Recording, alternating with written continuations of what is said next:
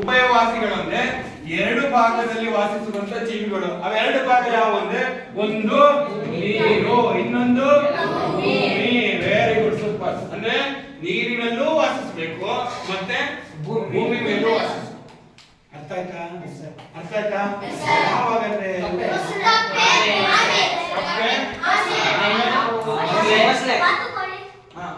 ಬಾತುಕೋಳಿ, ನೆಕ್ಸ್ಟ್ ಅವೆಲ್ಲ ಬರ್ತಾವ, ಹೌದಿಲ್ಲ? ಏನಂತ ಕರೀತಾರೆ? ಉಭಯವಾಸಿಗಳು ಏನಂತ ಕರೀತೀವಿ? ಕಶೇರುಕಗಳು ಅಂದ್ರೇನು? ಕಶೇರುಕ ಅಂದ್ರೇನು? ಮೂಳೆಗಳ ಸಂಖ್ಯೆ 200. ಹುಟ್ಟುವಾಗ ಮೂಳೆಗಳ ಸಂಖ್ಯೆ. ಆರೋಗ್ಯವಂತ ಮನುಷ್ಯನಲ್ಲಿ ಮೂಳೆಗಳ ಸಂಖ್ಯೆ. Very good. ತಲೆಬುರುಡೆ ಯಾವುದು? ಮತ್ತೆ ಇದು ಅತಿ ದೊಡ್ಡ ಮೂಳೆ ಯಾವುದು? ಯಾವುದು? ಅತಿ ಚಿಕ್ಕ ಯಾವುದು? ಮೂಳೆಗಳ ಕೆಲಸ ಏನು? ಒಂದು ಇನ್ನೊಂದು ಕೆಲಸ ಏನಪ್ಪ ಅಂದ್ರೆ ರಕ್ತವನ್ನ ಹುಟ್ಟುವಂತ ಕೆಲಸವನ್ನು ಮಾಡ್ತಾರೆ, ರಕ್ತವನ್ನ ಹುಟ್ಟಿಸುವಂತ ಕೆಲಸವನ್ನು ಮಾಡ್ತಾರೆ. ಅದಕ್ಕೆ ಇನ್ನೇನು ಹೇಳ್ತಾರೆ? ಬೋನ್ ಮಾಡುವಂತ ಏನೈತೆ? ಬೋನ್ ಮಾಡೋದ್ರಲ್ಲಿ ಏನಾಗುತ್ತೆ ಅಂದ್ರೆ ರಕ್ತ ಹುಟ್ಟುವ ಜಾಗ, ರಕ್ತ ಹುಟ್ಟುವ ಜಾಗ. ಅರ್ಥ ಆಯ್ತಾ? ಅರ್ಥ ಆಯ್ತಾ? ಉಭಯವಾಸಿಗಳನ್ನೇನು? ಸರೀಸೃಪಗಳು ಅಂದ್ರೆ ಏನಾಗುತ್ತೆ? ಇಲ್ಲ ಇಲ್ಲ, ನೆಕ್ಸ್ಟ್ ಸರೀಸೃಪಗಳು. ಮತ್ತೆ ಸರೀಸೃಪಗಳನ್ನೇನು? ಮತ್ತೆ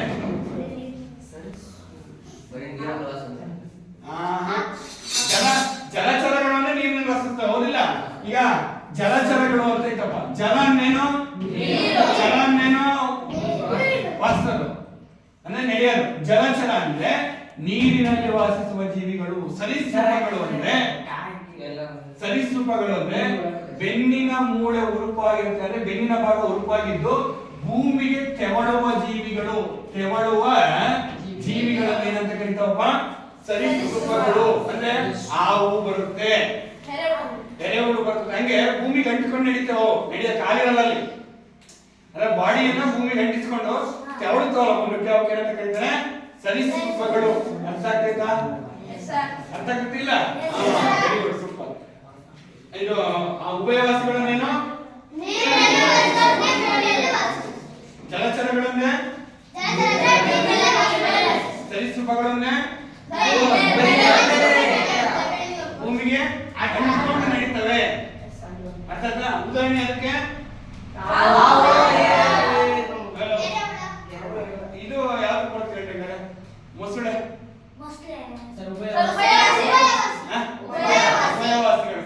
ಆಮೇಲೆ ಇದಕ್ಕೂ ಬರುತ್ತೆ, ಸರೀಸೃಪಕ್ಕೆ ಬರ್ತದೆ. ಆಕ್ಚುಲಿ ಸರೀಸೃಪ ಅಂದ್ರೆ ಅದು ಅಂಟ್ಕೊಂಡೆ ನಡೀತಿರ್ತದ, ಮೊಸಳೆನೂ ಕೂಡ.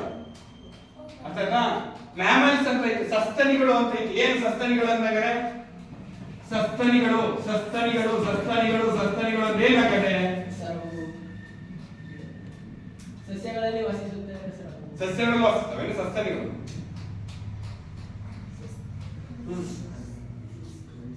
ನೀವ್ಯಾರು?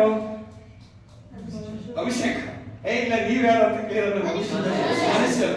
ಅಂದ್ರೆ ಸಸ್ತನಿಗಳು ಅಂದ್ರೆ ಮನುಷ್ಯರು ಬರ್ತಾರೆ. ಅಂದ್ರೆ ಹಾಲುಣಿಸುವ ಜೀವಿಗಳು ಮತ್ತು ಮರಿ ಹಾಕುವ ಜೀವಿಗಳನ್ನ ಏನಂತ ಕರೀತಾರೆ? ಸಸ್ತನಿಗಳು. ಸ್ತನ ಗ್ರಂಥಿಗಳನ್ನ ಹೊಂದಿರ್ತವೆ. ಅರ್ಥಾತ್ ಹಾಲು ಉಣಿಸುವಂತ ಜೀವಿಗಳನ್ನ ಸಸ್ತನಿಗಳು ಅಂತ ಕರೀತೀವಿ. ಇಲ್ಲಿ ಮನುಷ್ಯರು ಬರ್ತಾರೆ, ಮಂಗ ಬರುತ್ತೆ, ನಾಯಿ ಬರುತ್ತೆ, ಹಸು ಬರುತ್ತೆ, ಎಲ್ಲ ಎಲ್ಲ ಬರ್ತಾವ. ಎಲ್ಲ ಮೇಕೆ ಎಲ್ಲ ಬರ್ತಾವ. ಹಾಲು ಉಣಿಸ್ತಾ ಬರ್ತವೆ. ಅರ್ಥಾತ್ ಇದಕ್ಕೆ ಏನಂತ ಕರೀತಾರೆ? ಸಸ್ತನಿಗಳು. ಅತಿ ಚಿಕ್ಕ ಮೂಳೆ ಕಡೆಯ ಮೂಳೆ ಯಾವುದು? ಅರ್ಥಾತ್ ತಲೆ ಮೆದುಳನ್ನು ರಕ್ಷಣೆ ಮಾಡಿರುವ ಮೂಳೆ ಯಾವುದು? ಕ್ರೇನಿಯಂ. ಹುಟ್ಟಿದ ಮಕ್ಕಳಲ್ಲಿ ಮೂಳೆಗಳ ಸಂಖ್ಯೆ ಹುಟ್ಟು ಬೆಳೆದ ಮೇಲೆ. Very good, super. ಉಭಯವಾಸಿಗಳು ಅಂದ್ರೆ ಏನೇನಲ್ಲಿ ವಾಸಿಸುತ್ತೆ?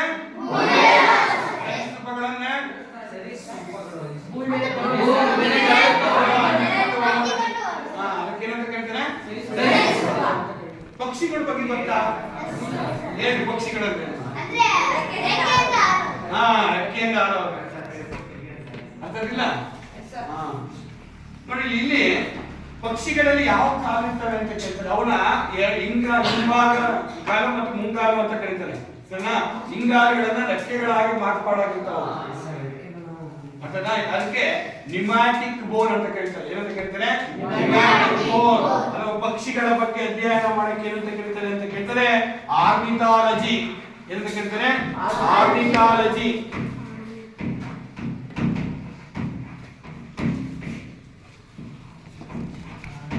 ಏನಂತ ಕರೀತಾರೆ? ಕೀಟಗಳ ಬಗ್ಗೆ ಅಧ್ಯಯನ ಮಾಡಕ್ಕೆ ಏನಂತ ಕರೀತಾರೆ?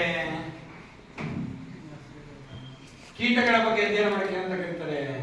ಎಂಟಮಾಲಜಿ. ಏನಂತ ಇನ್ನೊಂದ್ಸತಿ ಹೇಳ್ರಿ. ಇನ್ನೊಂದ್ಸತಿ ಹೇಳ್ರಿ. ಪಕ್ಷಿಗಳ ಬಗ್ಗೆ ಆರ್ನಿತ. ಸಸ್ಯಗಳ ಬಗ್ಗೆ ಬಾಟ್ನಿ. ಬಾಟ್ಲಿ ಅಲ್ಲ, ಬಾಟ್ನಿ. ಬಾಟ್ನಿ ಅಂತ ಕರೀತಾರೆ. ಪ್ರಾಣಿಗಳ ಬಗ್ಗೆ ಝೂಯಾಲಜಿ. ಏನಂತ ಕರೀತಾರೆ? ಹೃದಯದ ಬಗ್ಗೆ ಅಧ್ಯಯನ ಮಾಡಕ್ಕೆ ಏನಂತ ಕರೀತಾರೆ? ಹೃದಯಾಲಜಿ. Very good, super. ಹೃದಯದ ಬಗ್ಗೆ ಅಧ್ಯಯನ ಮಾಡಕ್ಕೆ ಏನಂತ ಕರೀತಾರೆ? ಎಲ್ಲಿ ಹೃದಯ ಎಷ್ಟಿರ್ತವೆ? ಹೃದಯ ಎಷ್ಟಿರ್ತಾವಪ್ಪ? ಎಷ್ಟಿರ್ತವೆ? ಎಷ್ಟಿರ್ತ ಸೈಜು? ಎಡಗೈ ಮುಷ್ಟಿ ಅಷ್ಟು. ಎಡಗೈ 300 ರಿಂದ 350 ಗ್ರಾಮ್, 250 ಗ್ರಾಮ್ ಅಂದ್ರೆ ಇರ್ತದೆ. ಅದನ್ನ ಹೃದಯದ ಬಗ್ಗೆ ಅಧ್ಯಯನ ಮಾಡಕ್ಕೆ ಏನಂತ ಕರೀತಾರೆ? ಕಾರ್ಡಿಯಾಲಜಿ. ಕಾರ್ಡಿಯಾಲಜಿ. ಕಾರ್ಡಿಯಾಲಜಿ ಏನಂತ ಕರೀತಾರೆ? Very good. ಕಣ್ಣಿನ ಬಗ್ಗೆ, ಕಣ್ಣು ಎಷ್ಟಿರ್ತವೆ ನಿಮ್ಮಲ್ಲಿ? ಕಣ್ಣಿನ ಬಗ್ಗೆ ಅಧ್ಯಯನ ಮಾಡಕ್ಕೆ ಏನಂತ ಕರೀತಾರೆ? ಆಪ್ತಮಾಲಜಿ. ಇನ್ನೊಂದ್ಸತಿ ಹೇಳ್ರಿ. ಇನ್ನೊಂದ್ಸತಿ ಹೇಳ್ರಿ. ಇನ್ನೊಂದ್ಸತಿ ಹೇಳ್ರಿ. ಜಾಸ್ತಿ ಸೌಂಡ್. ಹೃದಯದ ಬಗ್ಗೆ, ಹೃದಯದ ಬಗ್ಗೆ, ಪ್ರಾಣಿಗಳ ಬಗ್ಗೆ, ಸಸ್ಯಗಳ ಬಗ್ಗೆ, ಕೀಟಗಳ ಬಗ್ಗೆ, ಪಕ್ಷಿಗಳ ಬಗ್ಗೆ, ಆರ್ನಿಥಾಲಜಿ. ಅನಿಥಾಲಜಿ ಅಲ್ಲಪ್ಪ, ಆರ್ನಿಥಾಲಜಿ. ಚರ್ಮದ ಬಗ್ಗೆ ಅಧ್ಯಯನ ಮಾಡಕ್ಕೆ ಏನಂತ ಕರೀತಾರೆ? ಚರ್ಮದ ಬಗ್ಗೆ ಅಧ್ಯಯನ ಮಾಡಕ್ಕೆ ಏನಂತ ಕರೀತಾರೆ? ಚರ್ಮದ ಬಗ್ಗೆ ಅಧ್ಯಯನ ಮಾಡಕ್ಕೆ ಏನಂತ ಕರೀತಾರೆ? ಚರ್ಮಾಲಜಿ. ಚರ್ಮತಾಲಜಿ ಅಂತ ಹೇಳ್ತಾರೆ. Next dermatology. ಏನಂತ ಕರೀತಾರೆ? ಡರ್ಮಟಾಲಜಿ. ಡರ್ಮಟಾಲಜಿ ಇವೆಲ್ಲ ಸ್ಕೂಲ್ ಬುಕ್ಸ್ ನಲ್ಲಿ ನಾನು ಓದಿಲ್ಲ, ಹೇಳ್ಕೊಟ್ಟಿಲ್ಲ. ಏನಂತ ಕರೀತಾರೆ? ಡರ್ಮಟಾಲಜಿ. ಕಣ್ಣಿನ ಬಗ್ಗೆ, ಹೃದಯದ ಬಗ್ಗೆ, ಪ್ರಾಣಿಗಳ ಬಗ್ಗೆ, ಸಸ್ಯಗಳ ಬಗ್ಗೆ, ಕೀಟಗಳ ಬಗ್ಗೆ, ಪಕ್ಷಿಗಳ ಬಗ್ಗೆ, ಕೀಟಗಳ ಬಗ್ಗೆ, ಸಸ್ಯಗಳ ಬಗ್ಗೆ, ಪ್ರಾಣಿಗಳ ಬಗ್ಗೆ, ಹೃದಯದ ಬಗ್ಗೆ, ಕಣ್ಣಿನ ಬಗ್ಗೆ, ಚರ್ಮದ ಬಗ್ಗೆ, ಹಲ್ಲುಗಳ ಬಗ್ಗೆ. Very good. ಡೆಂಟಾಲಜಿ ಅಲ್ಲ, ಒಡಂಟಾಲಜಿ. ಏನಂತ ಕರೀತಾರೆ? ಒಡಂಟಾಲಜಿ. ಏನಿ ಅನ್ನಿಸ್ತದೆ? ಯಾವಲಜಿ? ಚರ್ಮದ ಬಗ್ಗೆ, ಕಣ್ಣು, ಹೃದಯ, ಪ್ರಾಣಿ, ಸಸ್ಯ, ಕೀಟ, ಪಕ್ಷಿ, ಹಲ್ಲು,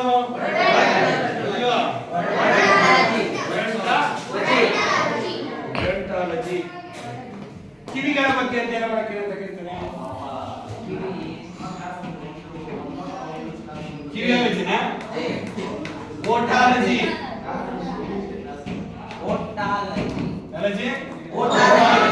ಕಿವಿಗಳ ಬಗ್ಗೆ ಅಧ್ಯಯನ ಮಾಡಕ್ಕೆ. ಮೆದುಳಿನ ಬಗ್ಗೆ ಅಧ್ಯಯನ ಮಾಡಕ್ಕೆ ಅಂತ ಕರೀತಾರೆ? ಬ್ರೈನಾಲಜಿ ಅಥವಾ ಕಾಗ್ನಿಟಿವ್ ಸೈಕಾಲಜಿ. ಅಥವಾ ನ್ಯೂರೋ ಅನಾಟಮಿ ಮೂರು ತರ ಕೇಳ್ತಾರೆ. ನ್ಯೂರೋ ಅನಾಟಮಿ ಅಂತ ಕೇಳ್ತಾರೆ, ಮೆದುಳು. ಮೆದುಳಿನ ಬಗ್ಗೆ ಕೇಳ್ತಿದ್ರೆ ನ್ಯೂರಾಲಜಿ ಅಂತ ಕೇಳ್ತಾರೆ. ಮೆದುಳಿನ ನ್ಯೂರಾನ್ಸ್ಗಳ ಬಗ್ಗೆ ಅಧ್ಯಯನ ಮಾಡ್ತಾರೆ. ಅರ್ಥ ಆಯ್ತಾ? ನೆಕ್ಸ್ಟ್ ಈ ಕಡೆ ಬರ್ಬೇಕಾದ್ರೆ ಇಲ್ಲಿ ಬರ್ತೀನಿ. ಅರ್ಥ ಆಯ್ತಾ? ಮೆದುಳಿನ ಬಗ್ಗೆ ನ್ಯೂರಾಲಜಿ. ಹಲ್ಲುಗಳು, ಕಿವಿ, ಚರ್ಮ, ಕಣ್ಣು, ಹೃದಯ, ಪ್ರಾಣಿ, ಸಸ್ಯ, ಕೀಟ, ಪಕ್ಷಿ, ಕೀಟ,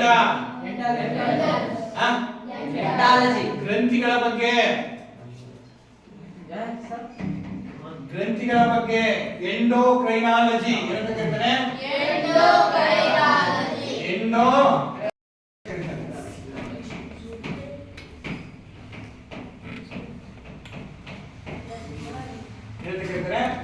ಮೆಟಾಲಜಿ ಅಥವಾ ಸೀರಾಲಜಿ ಅಂತ ಕರೀತಾರೆ.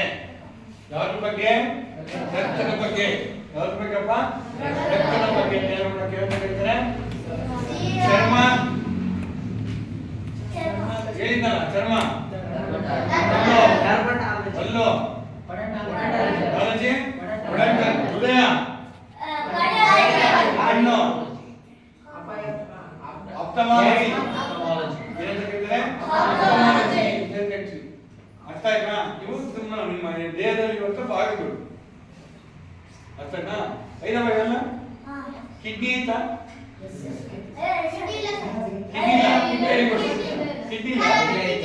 ಕಿಡ್ನಿ ಬರಲಿ ಇನ್ನಂತ ಆಯ್ತಾ?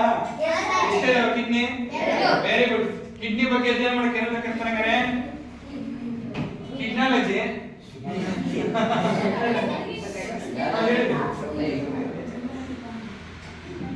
ಕಿಡ್ನಿ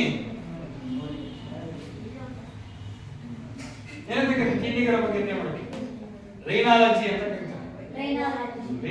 ರೀನಲ್ ಕ್ಯಾಪ್ಸೂಲ್ ಇಂದ ಮಾಡಲ್ಪಟ್ಟ ಕಿಡ್ನಿ. ಲಿವರ್ ಬಗ್ಗೆ ಹೆಪಟಾಲಜಿ. ಲಿವರ್ ಬಗ್ಗೆ ಏನಂತ ಕರೀತಾರೆ?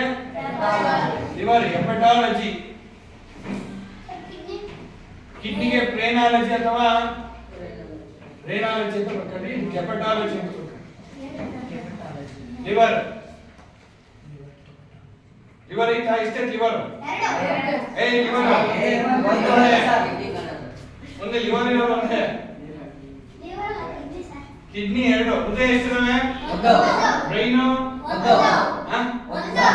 Very good. ರಕ್ತದಲ್ಲಿ ಏನೇನಿದೆ ಗುಂಪು ಹಂಗಾರೆ? ಯಾವ್ಯಾವ? ರಕ್ತದಲ್ಲಿ ಏನೇನಿದೆ ಅಂದ್ರೆ ಒಂದು ಕೆಂಪು ರಕ್ತ ಕಣಗಳು. Next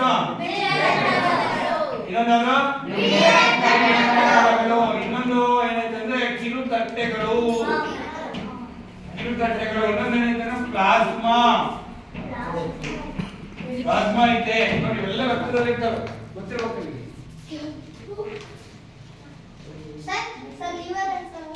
liver ಹೆಪಟಾಲಜಿ.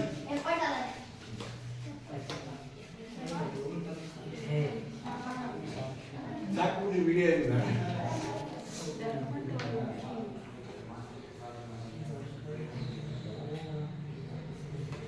ಕಿಡ್ನಿ ಬಗ್ಗೆ ನೆಫ್ರಾಲಜಿ ಅಂತ ಬರ್ಕೊಳ್ಳಿ. Good afternoon, students. Hi, Mantesh. He has been taken the class of Science and General Knowledge. Are you all participating very interestingly? Yes, sir. Do you like his class? Yes, sir. Okay.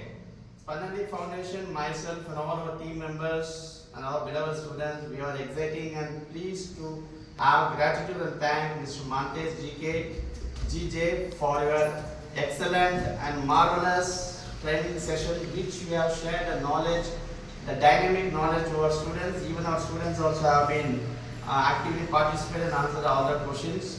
So we request you to at least once in a month and twice in a month to come and take the class. It's very essential and you can make the sense of positive impact and even they will also gain the knowledge. Mantesh, my personal thanks and it's very immense pleasure to say It's a great gratitude and greatness to you that you have been having the greatness of knowledge. So already I told that he has been completed MSc in BEd and he is taking the classes for different competitive exams, especially for FD, SCD and KS. Even he is taking class for PUC. So he is having the extraordinary skills and knowledge of dynamic skills. Even he is taking class for GK, general knowledge, current affairs, science, even history. So we are all very thankful to him that he will come and share his precious time, even though he is having the schedule. He is having exams on 2nd of November that he is going to write KSET, his eligible test for lecturership. So even his busy schedule, he has been came and take his class. Even he is having the classes schedules for different coaching centers. So once again, we wish you all the very best, Mantesh, that you have shared your knowledge and skills to our students. I believe and hope that our students will gain the knowledge. And on behalf of our students, give a great applause for his knowledge sharing. And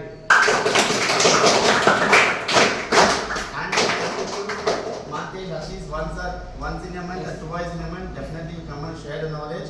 So it's our applied. Huh? Yes, sir. Yes, sir. So over to you and say one or two words and complete. ಎಲ್ಲರೂ ಅರ್ಥ ಆಯ್ತಾ? Use ಆಯ್ತಾ? ಹಾ? ನಾನು ತಿಂಗಳ ಒಂದು ಸತಿ ಬೇಕಾದ್ರೆ ಬರ್ತೀನಿ, ಒಂದು ದಿವಸ ಎರಡು ಸತಿ. ಭಾನುವಾರ ನನಗೆ ಫ್ರೀ ಆಗೋದು, ವೀಕ್ಲಿ ಬರೋಕ್ಕಾಗಲ್ಲ ಆ್ಯಕ್ಚುಲಿ ಕಂಡೀಷನ್. ಬಟ್ ಮಂತ್ಲಿ ಒಂದು ಸತಿ ಇಲ್ಲ ಎರಡು ದಿವಸ ಬಂದು ಇನ್ನೊಂದು ನೆಕ್ಸ್ಟ್ ಒಂದು ಮಂತ್ ಎಂಡಿಗೆ ಬರ್ತೀನಿ. ಸದ್ಯಕ್ಕೆ ಹೇಳಿದ್ದೀವಿ, ನೆಕ್ಸ್ಟ್ ಮಂತ್ ಎಂಡ್ ಬೇಕಾದ್ರೆ ಬರ್ತೀನಿ. ಅವಾಗ ಫಿಸಿಕ್ಸ್ ಸ್ಟಾರ್ಟ್ ಮಾಡ್ತೀನಿ. ಫಿಸಿಕ್ಸ್ ಗೊತ್ತಾ? ಭೌತಶಾಸ್ತ್ರ ಅದನ್ನು ಮಾಡ್ತೀವಿ. ಅದು ಬಯಾಲಜಿ ಮುಗಿಸಿನಿ, ಮತ್ತು ಸ್ವಲ್ಪ GK ಟಚ್ ಮಾಡಿದ್ದೀನಿ. ಅದು ಈಗ ಫಿಸಿಕ್ಸು ಕೆಮಿಸ್ಟ್ರಿ ಮಾಡೋಕ್ಕಾಗಲಿಲ್ಲ ನಮ್ಮ ಕೈಗೆ, ಬಟ್ ನೆಕ್ಸ್ಟ್ ಬಂದಾಗ ಮಾಡ್ತೀನಿ. ಒಳ್ಳೇದಾಗಲಿ ಎಲ್ಲರಿಗೂ. ಥ್ಯಾಂಕ್ ಯು ಸರ್, ನಿಮಗೂ thank you. Okay. You can touch few students are there, no? Okay. So general knowledge, like political science, how you share the knowledge of these different points of research, no? So other main important points which they will have. Even they should have interest to go for competitive exam. Nowadays, no competitive was no. After completing PUC, you should give the counseling and the interactive sessions. How they have to write the exams. After PUC, what they have to study. How they don't just not reading for semester exams. They should study depth knowledge is very important, isn't it? Yes, sir. So you can guide. Once they complete the PU exams or before PU exams, you can give one or two sessions. Since there are few students, it's very helpful for them. Yes, sir. Okay, all the very, very best and thank you for precious. Okay, sir. Thank you. Okay, good luck. Okay.